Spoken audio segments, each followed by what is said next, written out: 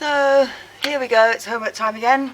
Got my ruler, pencil, calculator, highlighter and my trusty black pen. Not quite sure what I'm going to need for this one. So, oh joy, a graph.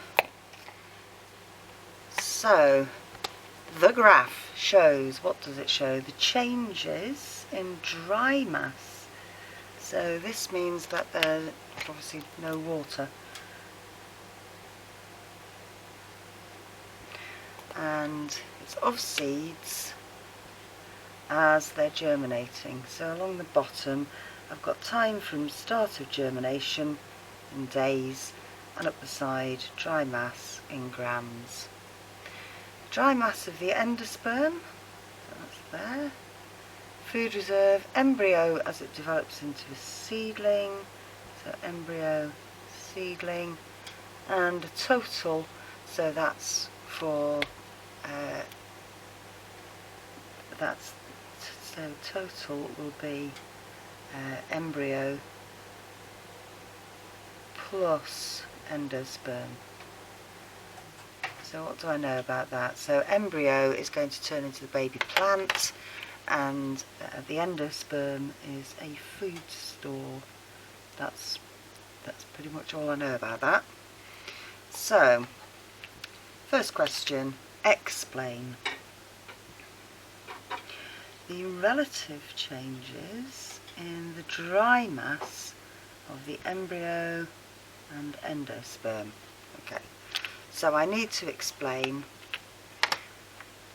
why the endosperm, if I look at it, starts off level, then it goes down, and why the embryo is starting off level and then going up.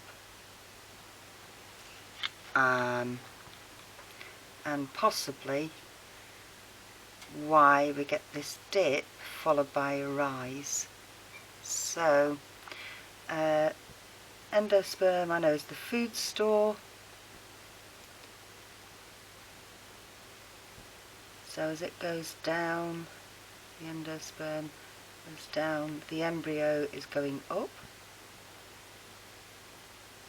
So that implies there's some kind of transfer going on.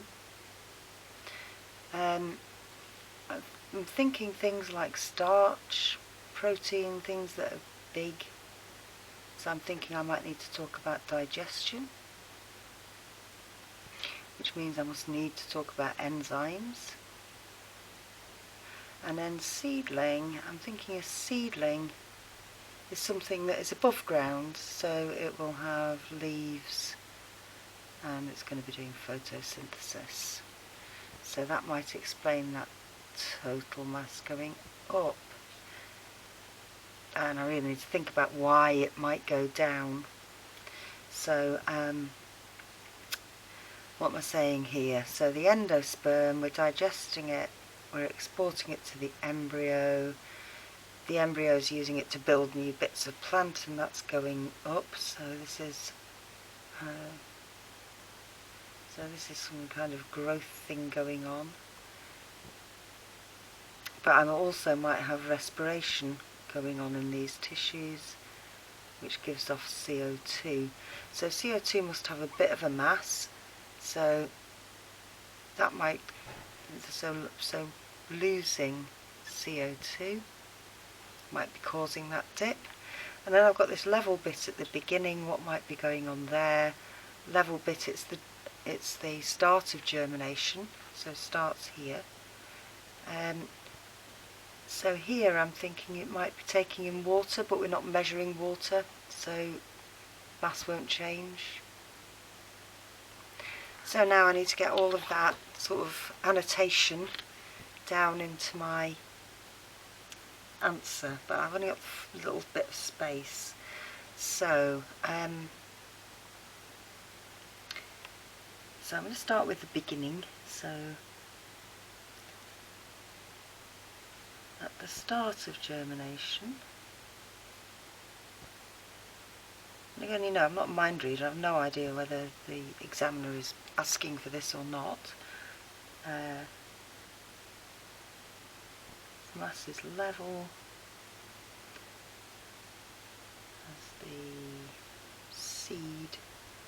absorbs water.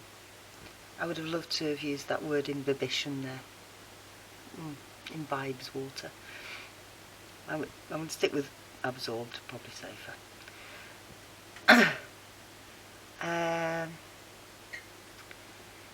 Then what have we got going on? Then we've got the alurone layer. So this is the start of germination, isn't it? The alurone layer releases gibberellin,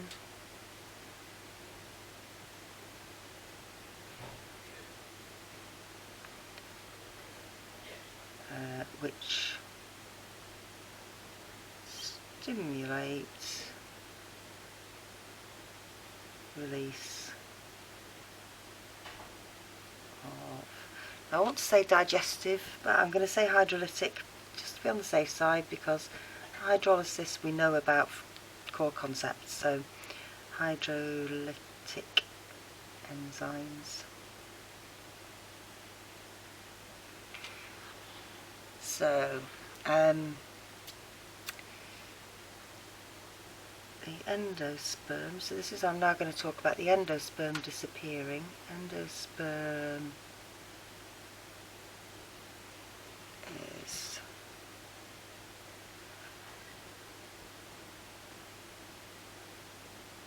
broken down by the enzymes into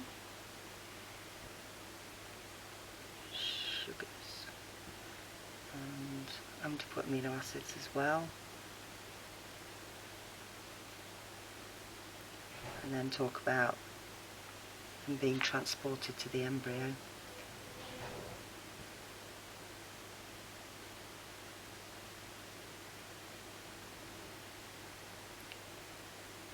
To the embryo,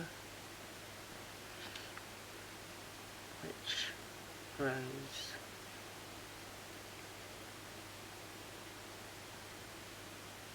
And because we're measuring mass, I think I'm going to put it increases in mass, just because that's what's on the y-axis.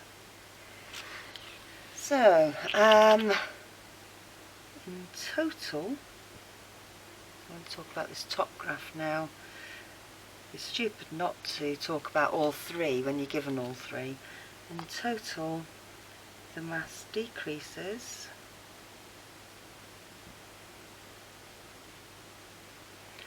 I'm going to put some days on between, and the reason for doing that is sometimes when you're given a graph, you'll get some credit for actually reading off the graph, so it's always worth doing. So I'm thinking it's dipping down there. I'm going to call that day 8. I know it's not quite. Between days 0 and 8,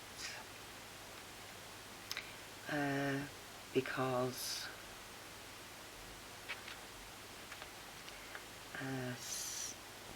CO2 is lost as a product of respiration. I'm not going to go into any massive detail there. I don't think I'm going to get a mark for saying it diffuses out. And increases overall from day 8 as a seedling photosynthesizes. Now I think that is as much as I could possibly get out of that graph, and I'm really hoping that somewhere in the middle of that I've managed to hit the 4 marks. And that's the best you can hope for in an exam, isn't it? You've actually put the correct things down. So, next bit, we've removed embryos. So embryos removed from 40 seeds which were not germinating, and then they were, so we've not got embryos in our seeds. divided them into 2 equal groups. So we've got Group A, 20 seeds that were soaked in water but they've no embryo, and Group B, soaked in water, same, but we've added the embryos to the water. Weird. Okay, so we've got 20 of those as well. Petri dishes were prepared with agar jelly containing starch. So this is the experiment that we had a look at, and the soaked seeds are placed on the agar. After 24 hours, seeds removed, iodine solution poured, and the diameter of starch-free area of agar was recorded. So the ones soaked in water only have got a diameter 4.4, that's the starch-free area, and if we've got embryos as well as that, it goes up to 7.1. So starch-free area is where we've got amylase and hydrolysis. So this means more amylase, and this one means less amylase. So just the endo, so this is just endosperm, isn't it? We've removed the embryos, all we've got left is the endosperm, and this has got sort of, I don't know, embryo extract, shall we say.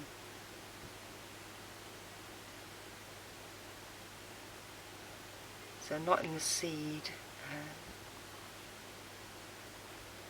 but at the soaking stage. So if something is going from the embryo to the endosperm, then it will still be able to get it. So, explain, give reasons how the starch-free area has been formed. Oh, excellent. So that's really easy, isn't it? The starch-free area, so we need to use the word because, free area has been formed, here it comes, because, nice explain word, because amylase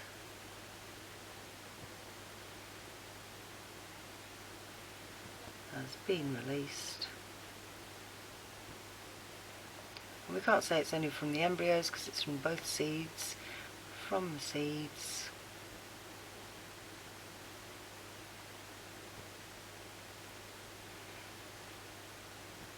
And hydrolyzed the starch to maltose.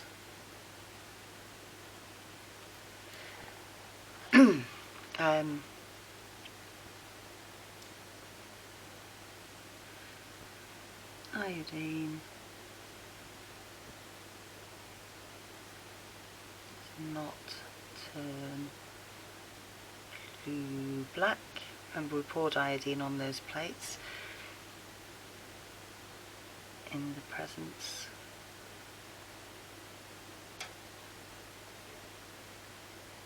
of maltose.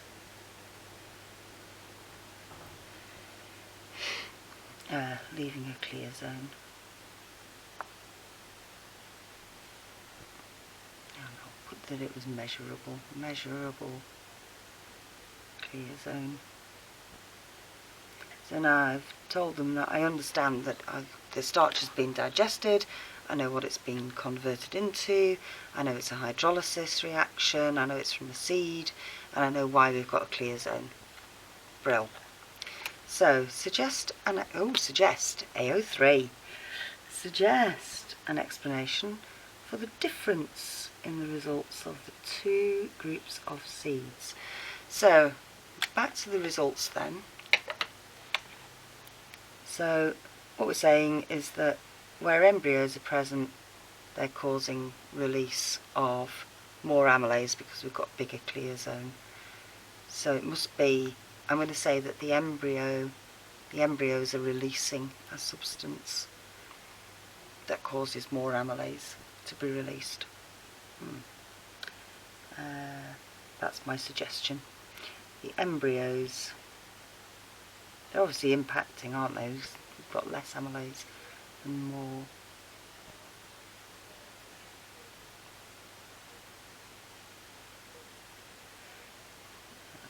I'm going to call it a chemical. I'm going to go wild. Chemical which causes more amylase to be released. Are we nearly at the end of this now? Okay, their main food reserve in the broad bean seed is not the endosperm. Name, ooh, lovely structures that store the food. So we know that in the broad bean seed the endosperm has been absorbed into cotyledon. And that's what it's called, cotyledon. Not dicotyledon, that just means two. So cotyledon is the correct answer.